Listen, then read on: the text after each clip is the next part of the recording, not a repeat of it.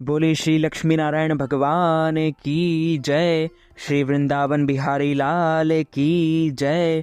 श्री गिरिराज धरण की जय। बालकृष्ण लाल की जय। श्याम सुंदर श्री यमुने महारानी की जय। वल्लभाधीश की जय। गोसाई जी परम दयाल की जय। श्री गुरुदेव की जय। लाडले लाल की जय। रजरानी की जय। रस रानी की जय। राधा रानी सरकार की जय। आज के आनंद की जय।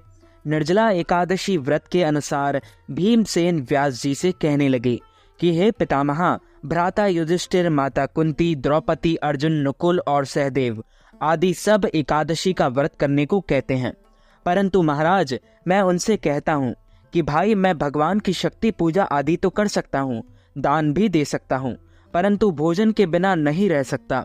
इस पर व्यास जी कहने लगे कि हे भीमसेन, यदि तुम नरक को बुरा और स्वर्ग को अच्छा समझते हो तो प्रति मास की दोनों एकादशियों का अन्न मत खाया करो।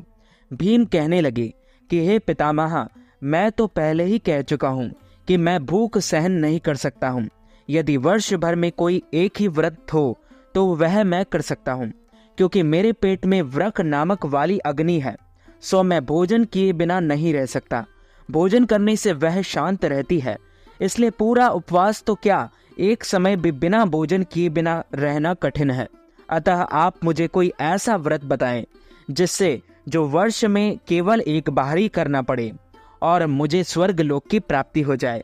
व्यास जी कहने लगे कि हे पुत्र, बड़े बड़े ऋषिगणों ने बहुत शास्त्र आदि बनाए हैं जिसमें बिना धन के थोड़े परिश्रम से ही स्वर्ग लोक की प्राप्ति हो सकती है। इसी प्रकार शास्त्रों में दोनों पक्षों की एकादशी का व्रत मुक्ति के लिए रखा जाता है। व्यास जी के वचन सुनकर भीमसेन नरक में जाने के नाम से भयभीत हो गए और कांप कर कहने लगे कि अब क्या करूं? मास में 2 व्रत तो मैं नहीं कर सकता हूं, और हाँ, हर वर्ष में एक बार व्रत करने का प्रयत्न अवश्य कर सकता हूँ। अतः वर्ष में एक दिन व्रत करने से यदि मेरी मुक्ति हो जाए तो ऐसा कोई व्रत बताइए। यह सुनकर व्यास जी कहने लगे कि वृषभ और मिथुन की संक्रांति के बीच ज्येष्ठ मास की शुक्ल पक्ष की एकादशी का नाम है निर्जला एकादशी। तुम उस एकादशी का व्रत करो। इस एकादशी के व्रत में स्नान और आचमन के सिवा जल वर्जित है। आचमन में 6 मासे से अधिक जल नहीं होना चाहिए, अन्यथा वह मद्यपान के सदृश हो जाता है। इस दिन भोजन नहीं करना चाहिए, क्योंकि भोजन करने से व्रत नष्ट हो जाता है। यदि एकादशी को सूर्योदय से लेकर द्वादशी के सूर्योदय तक जल ग्रहण ना करें तो उसे सारी एकादशियों के व्रत का फल प्राप्त होता है। द्वादशी को सूर्योदय से पहले उठकर स्नान आदि करके ब्राह्मणों को दान देना चाहिए। इसके पश्चात भूखे और सत्पात्र ब्राह्मणों को भोजन कराकर फिर आप भोजन कर लेना चाहिए। इसके फल पूरे एक वर्ष की संपूर्ण एकादशियों के बराबर होता है। और व्यास जी कहने लगे कि हे भीमसेन, यह मुझको स्वयं भगवान ने बताया है। इस एकादशी का पुण्य समस्त तीर्थों और दानों से अधिक है। केवल एक दिन मनुष्य निर्जल रहने से पापों से मुक्त हो जाता है। जो मनुष्य निर्जला एकादशी का व्रत करते हैं उनको मृत्यु के समय यमदूत आकर नहीं घेरते, वरन भगवान के पार्षद उसे पुष्पक विमान में बिठाकर स्वर्ग लोक में ले जाते हैं। अतः संसार में सबसे श्रेष्ठ व्रत निर्जला एकादशी का व्रत है। इसलिए यत्न के साथ इस व्रत को करना चाहिए। उस दिन ओम नमो भगवते वासुदेवाय नमः इस मंत्र का उच्चारण करना चाहिए और गौदान करना चाहिए। इस प्रकार व्यास जी की आज्ञा अनुसार भीमसेन ने इस व्रत को किया। इसलिए इस एकादशी को भीमसेनी या पांडव एकादशी भी कहते हैं। निर्जल व्रत करने से पूर्व भगवान से प्रार्थना करें कि हे भगवान, आज मैं निर्जला एकादशी का व्रत करता हूँ, दूसरे दिन ही भोजन करूंगा। मैं इस व्रत को श्रद्धा पूर्वक करूंगा, अतः आपकी कृपा से मेरे सब पाप नष्ट हो जाएं। इस दिन जल से भरा हुआ एक घड़ा वस्त्र से ढककर स्वर्ण सहित दान करना चाहिए। जो मनुष्य इस व्रत को करते हैं उनको करोड़ पल सोने के दान का फल मिलता है। और जो इस दिन यज्ञादिक करते हैं उनका फल तो वर्णन ही नहीं किया जा सकता। इस एकादशी के व्रत से मनुष्य विष्णु लोक को प्राप्त होता है। जो मनुष्य इस व्रत में इस दिन अन्न खाते हैं वे चांडाल के समान होते हैं, वे अंत में नरक में जाते हैं। जिसने निर्जला एकादशी का व्रत किया है वह चाहे ब्रह्म हत्यारा हो, मद्यपान करता हो, चोरी की हो या गुरु के साथ द्वेष किया हो, मगर इस दिन व्रत के प्रभाव से स्वर्ग लोक की प्राप्ति होती है। हे कुंती पुत्र, जो पुरुष या स्त्री श्रद्धा पूर्वक इस व्रत को करते हैं उन्हें अग्रलिखित कर्म करने चाहिए।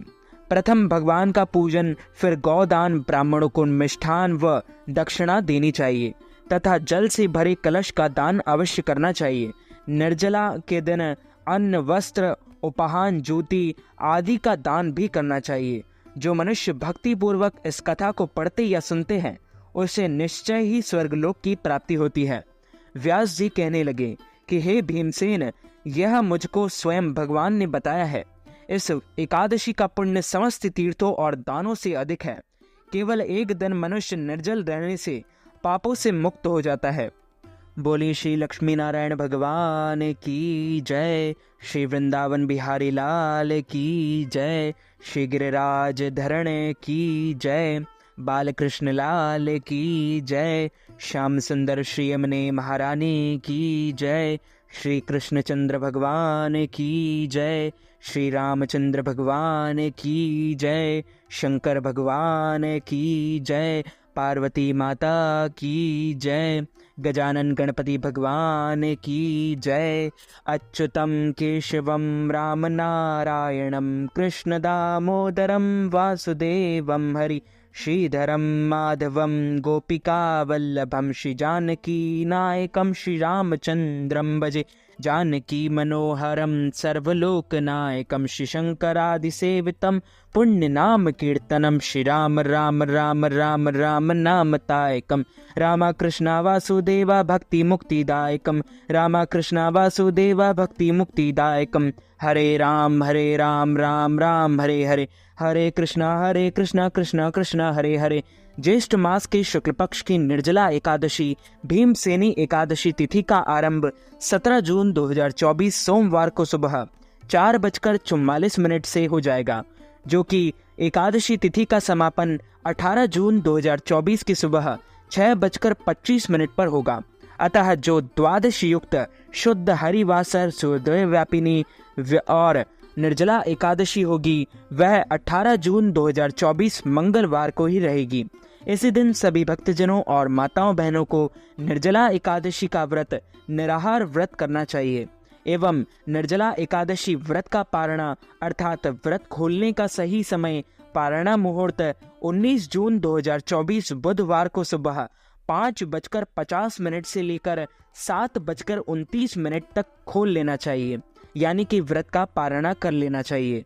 अर्थात इस दौरान अगले दिन यदि कोई और व्रत करना है जैसे प्रदोष व्रत, गुरुवार, ऐसे में फल, जल या फलाहारी वस्तु से या तुलसी पत्र से व्रत का पारणा कर सकते हैं।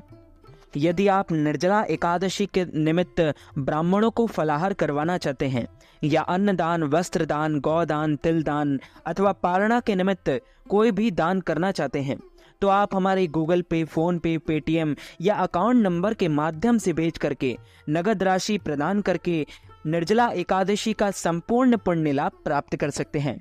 तो मित्रों, हमारे इस ज्ञानवर्धक वीडियो को आप अधिक से अधिक लोगों को शेयर कीजिएगा, लाइक कीजिएगा, कमेंट कीजिएगा और सब्सक्राइब करके बेल आइकन को भी ऑन कर लीजिए ऐसे ही नए नए वीडियोस देखने के लिए। आप सभी को सादर जय श्री कृष्ण, सादर धन्यवाद।